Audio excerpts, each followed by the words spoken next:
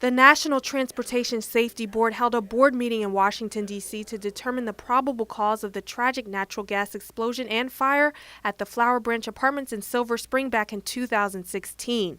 7 people were killed and more than 60 people were transported to local hospitals. There were many missed opportunities here, and that's the tragic things. Calls were made. People were thinking they were making the right calls to point out the gas issue, and those calls were not acted upon properly.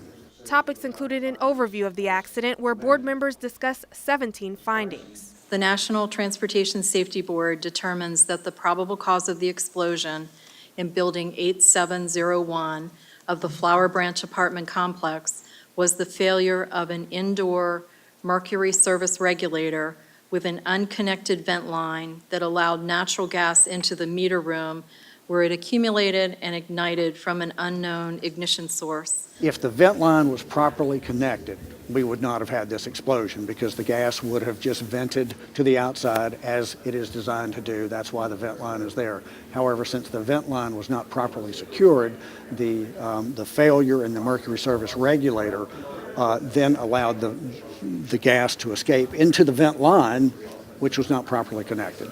That was followed by a list of recommendations. We are recommending that Washington Gas implement changes across their entire network, including Washington, D.C. and Virginia, not just Maryland. It could be anything, and the NTSB typically does not identify the ignition source.